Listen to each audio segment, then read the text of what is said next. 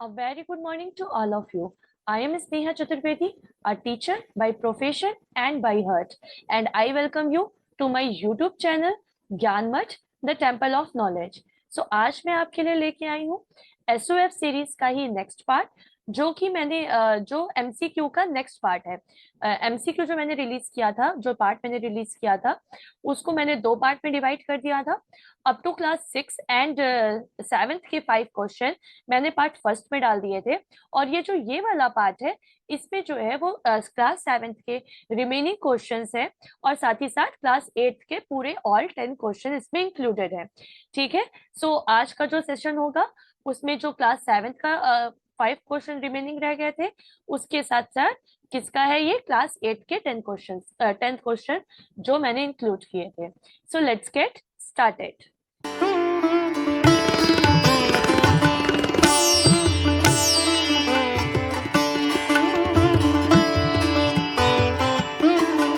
So the first question is what type of nutrition is exhibited by mycorrhizal fungi when they form symbiotic relationship with plant? Symbiotic relationship क्या होता है? Symbiotic relationship, जब मैं आपको nutrition in plant पढ़ा रही थी तो मैंने उस पर बहुत ही डिटेल वे में बताया है कि सिम्बियोटिक रिलेशनशिप जो होता है, इसमें क्या होता है कि दो लोग आपस में रिलेशनशिप में होते हैं और दोनों ही एक दूसरे को बेनिफिट देते हैं। जनरली ये फंजाई और एल्गी के बीच का रिलेशनशिप होता है, और इसे हम क्या कहते हैं, सिम्बियोटिक रिलेशनशिप कहते हैं। तो what type of nutrition is exhibited by mycorrhizal fungi, यानी माइकोराइजियल फंजाई का किस तरह का न्यूट्रिशन होता है जब वो सिम्बियोटिक रिलेशनशिप में होता है प्लांट्स के साथ। ठीक है, जब वो प्लांट्स के साथ सिम्बियोटिक रिलेशनशिप बनाता है। Your options are autotrophic, heterotrophic, parasitic and saprophytic, and your time start now.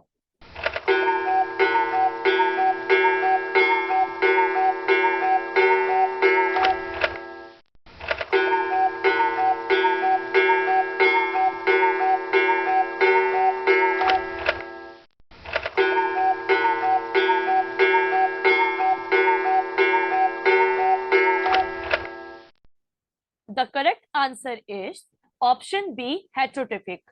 यानी ये जो फंजाई होता है, इसका जो मोड ऑफ न्यूट्रिशन होता है वो हेट्रोट्रिपिक होता है।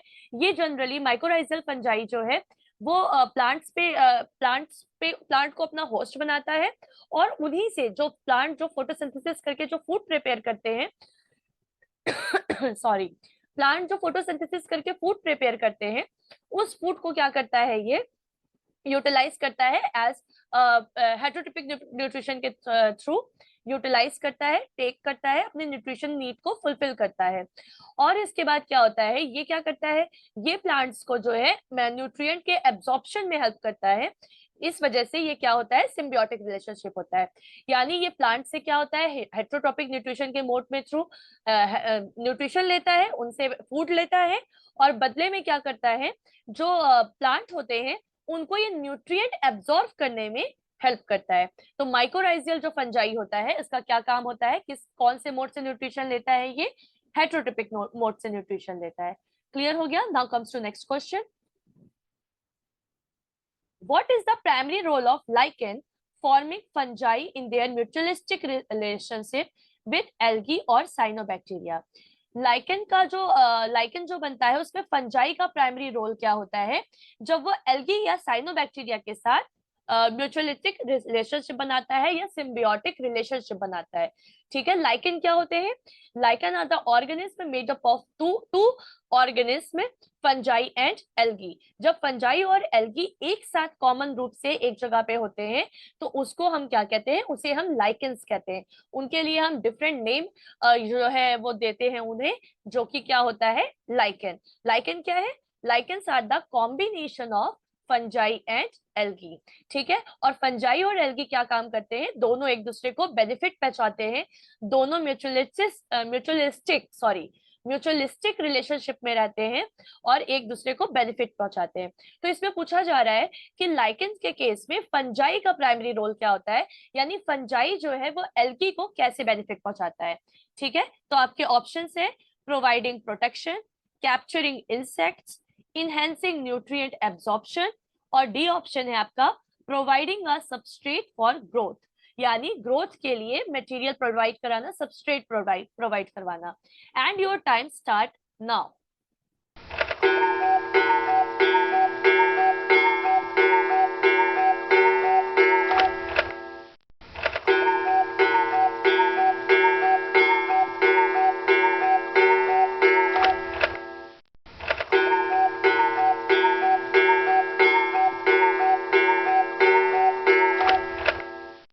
And the correct answer is option D, providing a substrate for growth.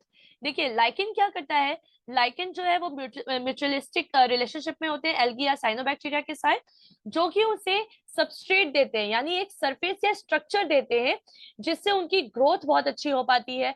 Photosynthesis micro organism जो होते हैं उनकी ग्रोथ और डेवलपमेंट के लिए वो उन्हें सबस्ट्रेट प्रोवाइड कराते हैं, सरफेस प्रोवाइड कराते हैं, जिससे कि जो एल्गी होते हैं वो बहुत ही अच्छे से ग्रो कर पाते हैं, अच्छे से डेवलप कर पाते हैं।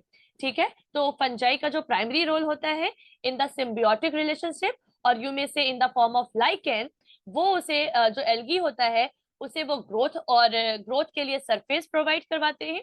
वेयर एज एल्गी क्या काम करता है, एल्गी में क्लोरोफिल होता है, इसलिए वो फूड प्रिपेयर करता है अपना खुद से, और वो लाइकेन फंजाई को जो है वो फूड प्रोवाइड कराता है। तो जो फंजाई होते हैं वो क्या प्रोवाइड कराते हैं, वो सरफेस देते हैं for the growth and development of the algae, और एल्गी क्या करता है, एल्गी जो है वो फंजाई को फूड प्रोवाइड करवाता है। क्लियर हो गया? Now comes to next. Fungi can produce a variety of secondary metabolites with unique properties. Which secondary metabolite is produced by the penicillium fungus and is used as an antibiotic? यानी इसमें आपको बताना है कि जो Penicillium fungus है उसके through वो कौन सी सेकेंडरी मेटाबॉलिक एक्टिविटी करता है जो कि as a antibiotic medicine use होती है। ठीक है, your options are tannins, caffeine, penicillin या क्लोरोफिल। ठीक है, क्या है आपके options? Tannins, caffeine, penicillin and chlorophyll. And your time start now.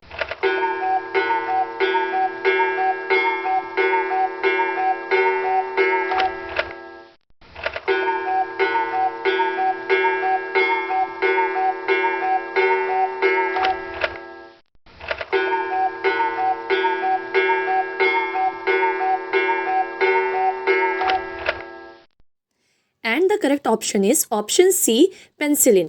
Penicillin क्या होता है? पेंसिलिन जो है वो पेंसिलियम फंगस की सेकेंडरी मेटाबॉलिक एक्टिविटी के थ्रू प्रोड्यूस होता है और इसके अंदर बहुत ज़्यादा एंटीबायोटिक प्रॉपर्टीज़ होती हैं। ये क्या करता है, जो बैक्टीरियाज होते हैं उनको ग्रो और डेवलप नहीं करने देता, उनकी ग्रोथ को जो है वो इनहिबिट करता है। एंड दैट्स वाई ये जो पेंसिलिन है इसे इंट्रोड्यूस किया गया मेडिसिन फील्ड में एज अ एंटीबायोटिक। ये एज अ एंटीबायोटिक यूज़ किया गया, फर्स्ट एंटीबायोटिक इंस्टेड यूज़ किया गया मेडिकल और मेडिसिन फील्ड में। और ये इसने क्या किया कि ये जो है एज ए एंटीबायोटिक यूज़ करते हैं और ये जो है बैक्टीरिया की ग्रोथ को जो है वो रोकता है। ठीक है, तो पेनिसिलियम बैक्टीरिया के थ्रू, पेनिसिलियम फंगस के through, not bacteria, Penicillium fungus के थ्रू पेनिसिलिन जो है वो प्रोड्यूस होता है। ठीक है, क्लियर हो गया? Now comes to next. Which type of fungi obtain nutrient from dead organic matter? इनमें से कौन सा फंजाई जो है वो डेड ऑर्गेनिक मैटर के थ्रू अपना न्यूट्रिशन लेता है? Parasitic fungi, saprophytic fungi, mutualistic fungi या predatory fungi? Your time start now.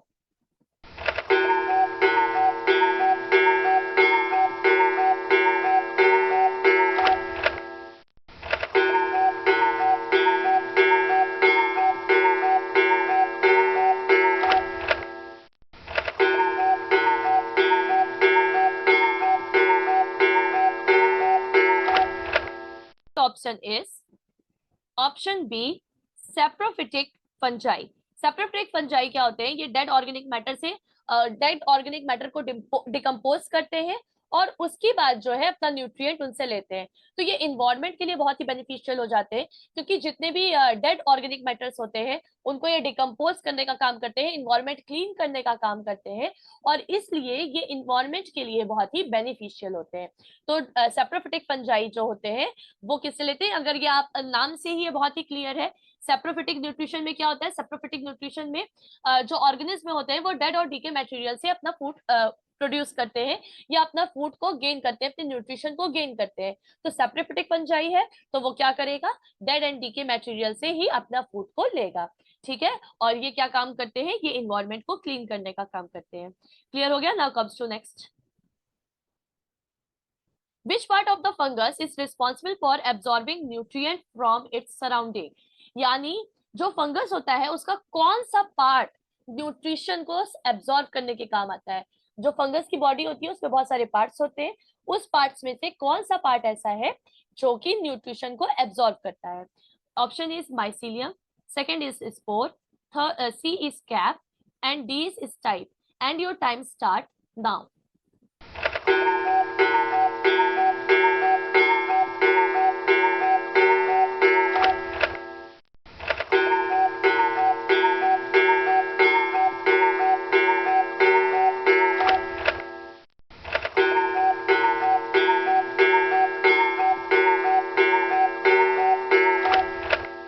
Correct option is option A mycelium.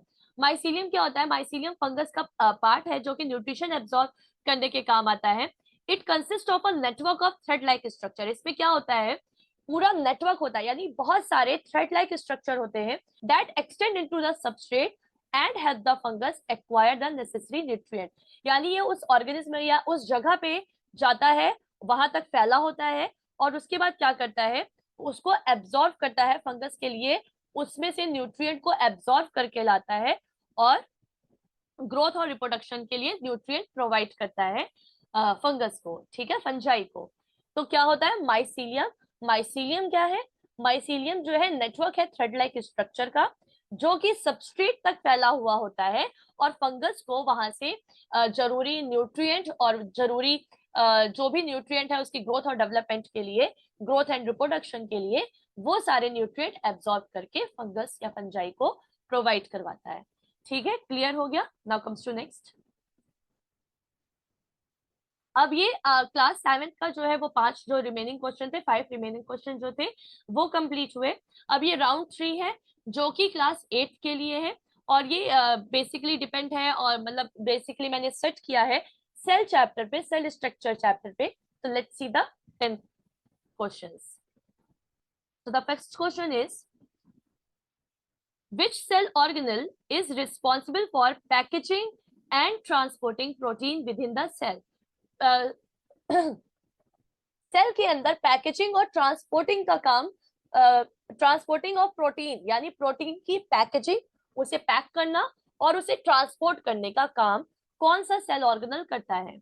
Nucleus, mitochondrial, Golgi apparatus या endoplasmic reticulum. And your time start now. जल्दी से answer दीजिए।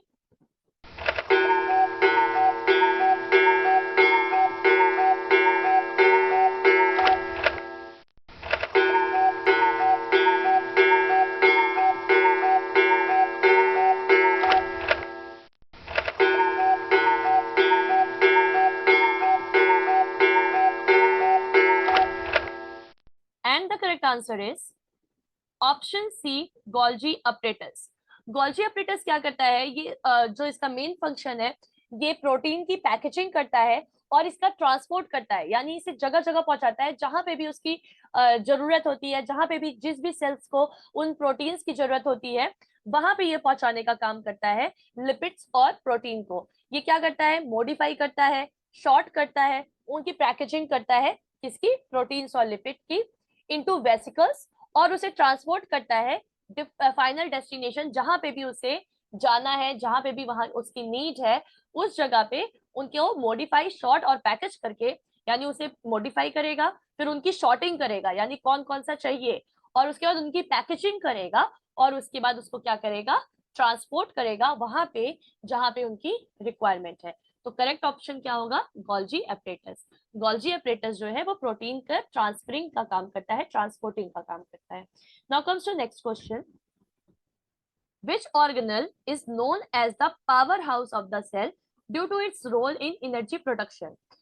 कौन सा ऐसा ऑर्गेनल है, कौन सा ऐसा सेल ऑर्गेनल है जिसे हम पावर हाउस कहते हैं।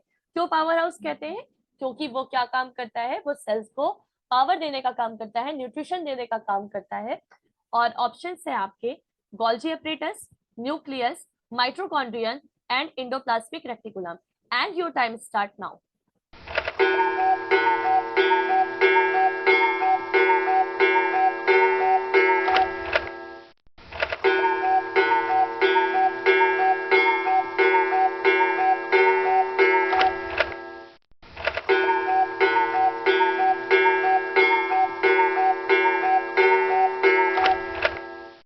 The correct answer is option C mitochondrion. Mitochondrion क्या होता है, उसको पावर हाउस कहा जाता है क्योंकि ये एनर्जी प्रोडक्शन का, इसमें जो सबसे बड़ा रोल है इसका, वो एनर्जी प्रोड्यूस करता है और सेलुलर रिस्पिरेशन करता है। यानी जो सेल के अंदर रिस्पिरेशन की प्रोसेस होती है वो कहाँ पे होती है, वो होती है माइटोकॉन्ड्रिया के अंदर। तो माइटोकॉन्ड्रिया क्या करता है, रिस्पिरेशन की प्रोसेस करता है और रिस्पिरेशन की प्रोसेस के बाद एनर्जी प्रोड्यूस करता है in the form of known as ATP, adenosine triphosphate. Adenosine triphosphate के फॉर्मेट में वो सेल्स के अंदर एनर्जी प्रोड्यूस करता है रिस्पिरेशन की प्रोसेस के through, and that's why it is known as power house of the cell. Clear हो गया? Now comes to next question. What is the name of the process by which cell engulf and digest particles or other cells? यहाँ पे देखिए, मैं आपका ध्यान थोड़ा सा देना चाहूंगी इस क्वेश्चन पे।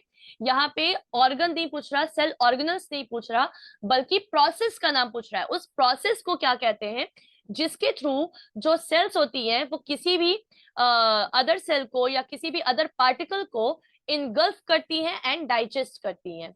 तो ऑप्शन है आपका phagocytosis, exocytosis, pinocytosis and diffusion.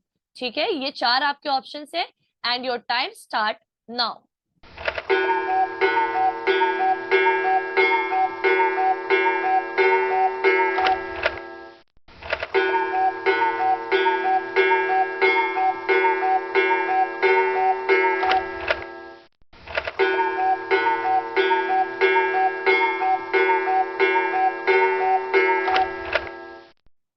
Correct option is option A phagocytosis.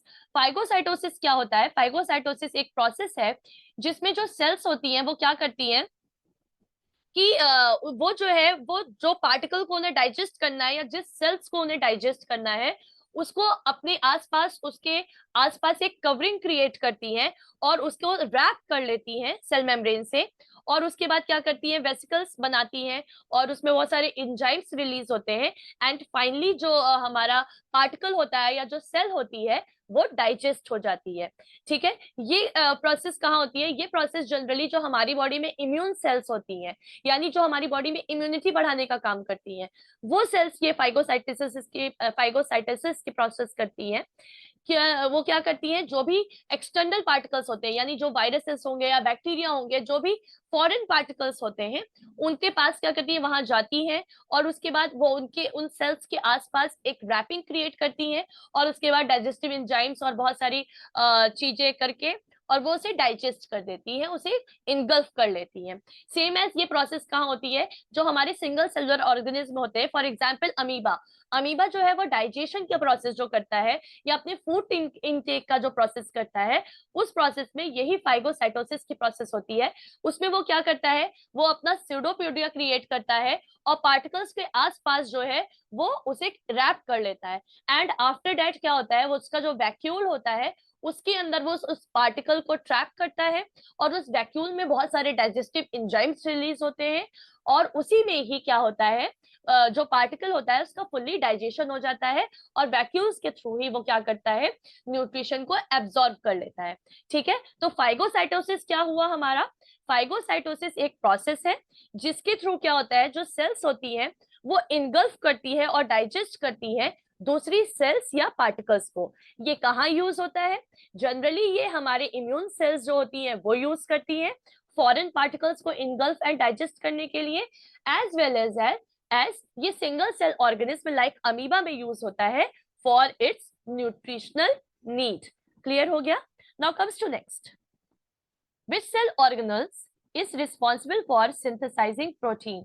अब इसमें पूछा जा रहा है कौन सा सेल ऑर्गेनल है जो कि रिस्पॉन्सिबल है synthesising of protein.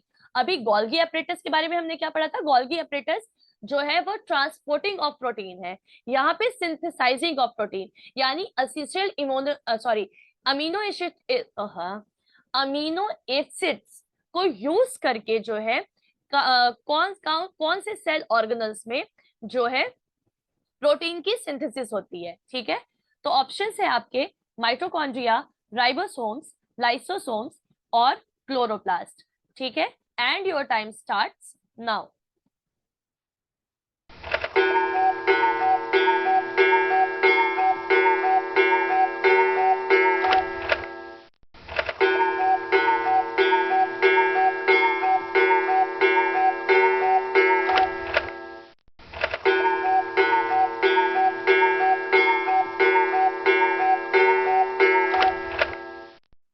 The correct option is option B, ribosomes. Ribosomes में क्या होता है? राइबोसोम्स जो है वो प्रोटीन की सिंथेसिस करते हैं इन अ सेल।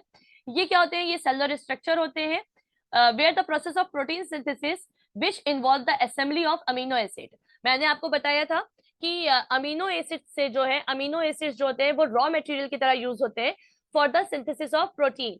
ठीक है, तो अमीनो एसिड को असेंबल करते हैं, एक साथ लगाते हैं, जिसकी वजह से डिफरेंट काइंड्स ऑफ प्रोटीन बनते हैं। और ये प्रोसेस कहाँ होती है? ये प्रोसेस होती है हमारे cell organelles known as ribosomes. ठीक है, now comes to next. What is the function of endoplasmic reticulum in a cell? Endoplasmic reticulum का क्या फंक्शन होता है? And the option is protein synthesis, energy production, lipid storage and detoxification. And your time start now.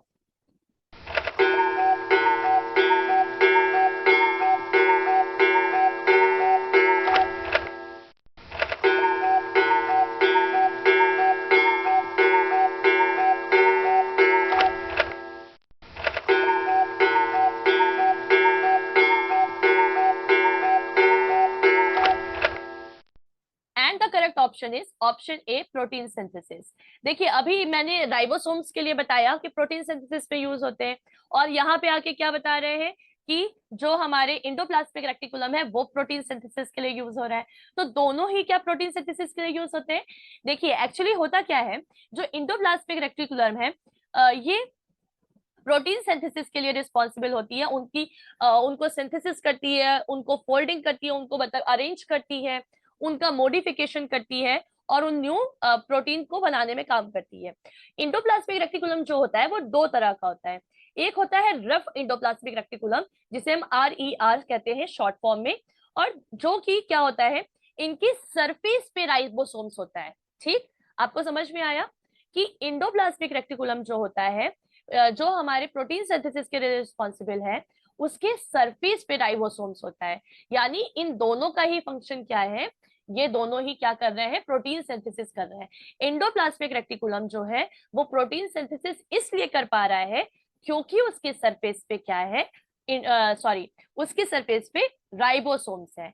ठीक है, तो ribosomes are responsible for the protein synthesis, and endoplasmic reticulum is able to synthesize the protein because it have the ribosomes on their surfaces. ठीक है, clear हुई ये बात कि endoplasmic reticulum जो होता है उसके सरफेस पे राइबोसोम्स होता है और इस वजह से ये प्रोटीन सिंथेसिस का काम करता है। Rough endoplasmic reticulum. ठीक है, और जो है स्मूथ इंडोप्लाज्मिक रेटिकुलम क्या होता है, जिससे हम SER कहते हैं, ये लिपिड मेटाबॉलिज्म और डिटॉक्सिफिकेशन का काम करता है। ठीक है, ये क्या काम करता है? लिपिड मेटाबॉलिज्म, यानी जो हमारी बॉडी में जो फैट होते हैं उनका जो मेटाबॉलिक एक्टिविटीज होती है उसमें ये हेल्प करता है, और साथ ही साथ बॉडी को डिटॉक्सिफाई करता है। यानी जितने भी पॉइजनस सब्सटेंसेस हैं या जितने भी हार्मफुल सब्सटेंसेस हैं या जो भी हमारे वेस्ट प्रोडक्ट्स हैं, उनको हमारी सेल से बाहर करने का काम क्या करता है? SER का होता है, smooth endoplasmic reticulum. I hope आपको ये क्लियर हो रहा होगा। अगर किसी तरह का कोई कंफ्यूजन है प्लीज कमेंट बॉक्स में मुझसे पूछिए, मैं आपको आंसर करने की कोशिश करूंगी, आपके डाउट को क्लियर करने की कोशिश करूंगी। ठीक है, now comes to next question. Which cell organelle is responsible for breaking down cellular waste and debris? यानी कौन सा सेल ऑर्गेनल है इसमें से जो कि सेलुलर वेस्ट, यानी जो हमारी सेल जो है बाई प्रोडक्ट प्रोड्यूस कर रही है, वेस्ट प्रोडक्ट प्रोड्यूस कर रही है, उनके ब्रेकिंग डाउन, उनको डाइजेस्ट करने के, उनको एब्सॉर्ब करने के काम में आता है। ठीक है, your options are nucleus, Golgi apparatus, lysosomes and ribosomes, and your time starts now.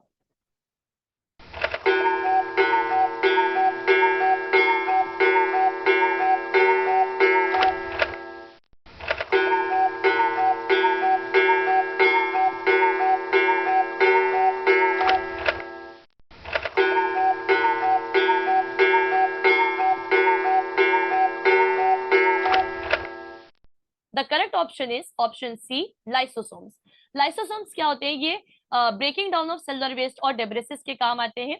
इनके अंदर बहुत सारे एंजाइम्स होते हैं जो कि सेल्स जो होती हैं उनको डाइजेस्ट करने को, उनको रिसाइकल करने के, उनके सेल्स के जितने भी मटेरियल होते हैं और जितने भी ओल्ड सेल्स होती हैं उनको डाइजेस्ट करने के, मतलब जो सेल्स जो ओल्ड हो जाती है, जो फंक्शन प्रॉपरली नहीं कर पा रही होती है, उनको डाइजेस्ट करने के काम आता है लाइसोसोम्स। और इसीलिए लाइसोसोम्स को कहा जाता है suicidal bag of the cells. ठीक है, सुसाइडल बैग अगर आपसे पूछा जाए suicidal bag of the cells किसे कहा जाता है, तो दैट इज लाइसोसोम्स। लाइसोसोम्स को सुसाइडल बैग क्यों कहा जाता है, सुसाइड क्यों कहा जाता है? क्योंकि जो ओल्ड सेल्स होती हैं वो खुद जाती है वहां पे अपने आप को डाइजेस्ट करवाने के लिए, और इसलिए सुसाइड का मतलब होता है स्वेच्छा से अपने प्राण देना, अपने अपने जान देना। तो जो सेल्स होती हैं वो क्या करती हैं, वो अपनी मर्जी से लाइसोसोम्स में जाती हैं एंड वहां पे अपने आप को डाइजेस्ट कर लेती हैं, and that's why lysosomes are also known as societal bag of the cell. ठीक है, यानी जहां पे सेल सुसाइड करती हैं। ठीक, तो क्लियर हो गया, option C is the right answer. Now comes to next, which organelle contain enzymes that help detoxifying harmful substances in the cell? कौन से enzymes, कौन सी organelles होता है जो enzymes जिसपे enzymes होता है जो कि डिटॉक्सिफाई करने का काम करते हैं सेल को? ठीक है, ऑप्शंस है lysosome, chloroplast, nucleus and vacuoles. इसका आंसर आपको पता होगा, अभी अभी डिस्कस हुआ है, तो आई होप आपको पता होगा। And your time start now.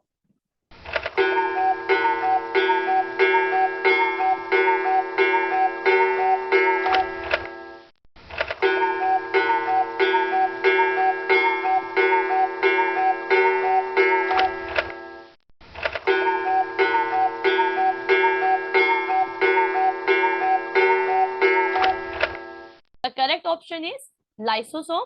अभी मैंने बताया कि इनके अंदर एंजाइम्स होता है, ये जो है जितने भी टॉक्सिक सब्सटेंसेस होते हैं सेल्स के अंदर, जितने भी वेस्ट सब्सटेंसेस होते हैं सेल्स के अंदर, उनको डाइजेस्ट करने का काम करते हैं। ठीक है, ऑलरेडी बता चुकी हूँ मैं, तो वापस से सेम चीज रिपीट नहीं करूंगी। Now comes to next question, which of the following statements about vacuoles is true? Option A is vacuoles are only found in animal cells. ठीक है, option B is vacuoles store genetic information, यानी वो information जो parents से progeny में, उनके young ones में transfer होती है, उसे क्या कहते हैं, जेनेटिक इंफॉर्मेशन। तो वैक्यूल स्टोर करता है genetic information. Option C is vacuoles are responsible for maintaining turgor pressure in plant cells. ठीक है, and option D is vacuoles are involve in protein synthesis. Vacuoles जो है वो प्रोटीन सिंथेसिस में involve होते हैं। जल्दी से आंसर कीजिए, योर टाइम स्टार्ट नाउ।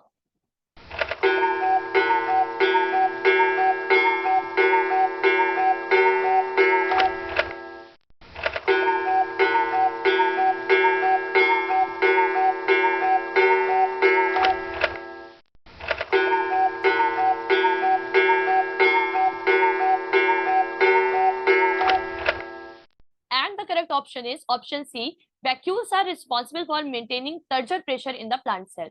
देखिए ये स्टेटमेंट ट्रू है, क्योंकि क्या होता है कि जो वैक्यूल्स होते हैं वो क्रिटिकल रोल प्ले करते हैं टर्जर प्रेशर इन प्लांट सेल्स, मतलब प्लांट सेल्स में टर्जर प्रेशर को मेंटेन करने के लिए, जो कि उनको हेल्प करता है रिजिड रहने में और सीधा खड़ा होने में, रिजिड रहने में।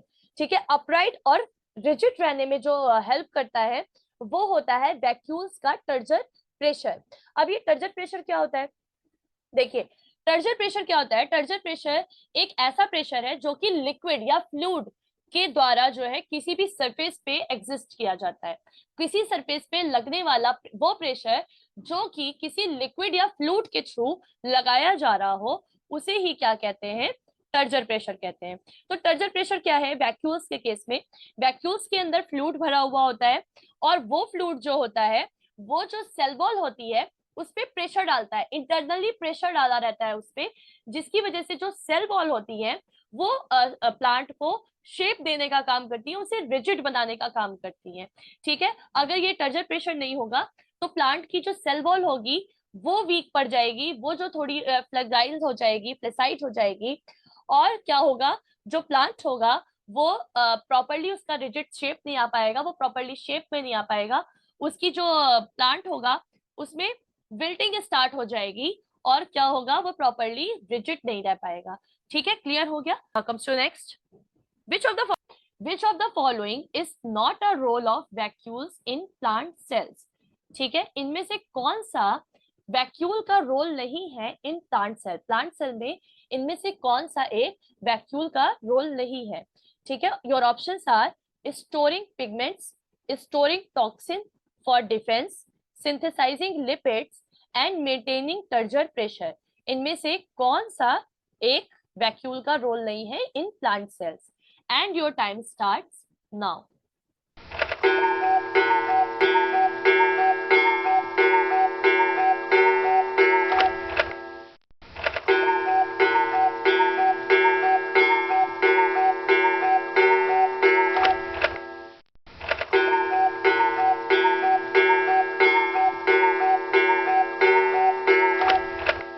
Option is option C, synthesizing lipids. देखिए वैक्यूल्स क्या होते हैं, वैक्यूल्स के बहुत सारे रोल होते हैं, जिसमें से वो क्या करता है, टर्जर प्रेशर क्रिएट करता है। ठीक है, इसके अलावा और कौन से ऑप्शंस थे आपके, स्टोरिंग पिगमेंट, पिगमेंट को स्टोर करता है, टॉक्सिन्स को स्टोर करने का काम करता है। ठीक है, लेकिन वो क्या नहीं करता, प्रोटीन की सिंथेसिस नहीं करता। प्रोटीन सिंथेसिस के लिए दूसरे ऑर्गन्स हैं, दूसरे ऑर्गेनल्स हैं जो कि प्रोटीन सिंथेसिस का काम करते हैं। वैक्यूल का जो प्राइमरी रोल होता है वो होता है स्टोरिंग ऑफ द सब्सटेंसेस। वो फूड स्टोर करेगा, वो टॉक्सिक सब्सटेंसेस स्टोर करेगा, वो पिगमेंट स्टोर करेगा। ठीक है, प्लांट सेल्स में उसका मेनली जो वर्क होता है वो वाटर स्टोर करेगा। ठीक है, वाटर और सॉल्ट को मेंटेन करने का काम करता है, लेकिन उसका जो मेन फंक्शन होता है, अगर आप उसे वन वर्ड कहना चाहो तो वैक्यूल्स का जो मेन फंक्शन होता है in the plant cell is the storing. ठीक है, वो स्टोरिंग का काम करता है डिफरेंट टाइप्स ऑफ सब्सटेंसेस को। और जबकि लिपिड सिंथेसिस क्या है, लिपिड सिंथेसिस में दूसरे ऑर्गेनल्स इन्वॉल्व होते हैं। ठीक है, जैसे इंडोप्लाज्मिक रेक्टिकुलम हो गया, हमारा राइबोसोम्स हो गया, these are the organelles which are responsible for the protein synthesis. ठीक है, क्लियर हो गया। Now comes to next, In which type of cells contractile vacuoles are found? यानी इनमें से किस सेल्स में कॉन्ट्रैक्टाइल वैक्यूल्स जो होते हैं वो मिलते हैं। ठीक है, आपको बताना है कि इनमें से किस में कॉन्ट्रैक्टाइल वैक्यूल्स मिलते हैं। Options are, your options are, option A animal cells, B is plant cells, C is bacterial cells and D is protist cells. ठीक है, आपको जल्दी से बताना है and your time starts now.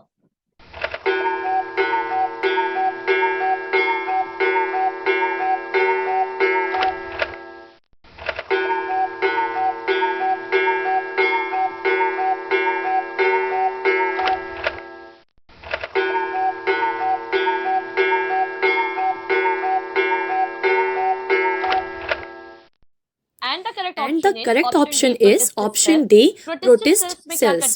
ठीक है, ये क्या होता है, कॉन्ट्रैक्टाइल वैक्यूल्स जो होते हैं ये प्रोटिस्ट सेल्स में मिलते हैं, जो कि जनरली फ्रेश वाटर प्रोटिस्ट होते हैं। ठीक है, ये क्या करते हैं, ये ऑस्मोटिक बैलेंस बनाने में हेल्प करते हैं।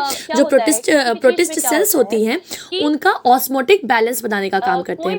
ऑस्मोटिक बैलेंस का क्या मतलब होता है, देखिए कोई भी जो चीज है वो हायर कंसिस्टेंसी से हमेशा लोअर कंसिस्टेंसी की तरफ मूव करती है। तो ये जो फ्रेश वाटर होता है और ये जो प्रोटिस्ट ऑर्गेनिज्म में होते हैं, ये क्या काम करते हैं कि क्योंकि ये वाटर में रह रहे होते हैं, तो इनकी चांसेस क्या होते हैं कि इनकी सेल्स जो होती हैं वो बहुत ज़्यादा वाटर एब्जॉर्ब कर लेती हैं, क्योंकि बाहर जो है वो वाटर की क्वांटिटी हाइयर है और अंदर जो सेल्स है उसमें वाटर की क्वांटिटी कम है। तो इस वजह से क्या होता है कि इनकी सेल्स में वाटर जो है वो मूव करना स्टार्ट हो जाते हैं, that is known as osmosis. ठीक है, तो ऑस्मोसिस के थ्रू वाटर इनकी सेल्स में एब्जॉर्ब होना स्टार्ट हो जाते हैं, जिसकी वजह से क्या होता है, इनकी अगर ज़्यादा वाटर एब्जॉर्ब हो जाएगा तो इनकी जो सेल्स हैं वो बस्ट आउट हो जाएंगी।